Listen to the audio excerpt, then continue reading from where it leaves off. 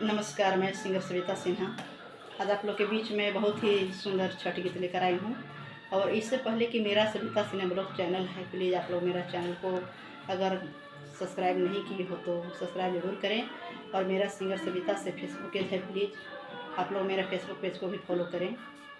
और छठ गीत एक लाइन में आपके लोग के बीच में सुना रही हूँ, अच्छा लगे तो कमेंट में जरूर बताएँ।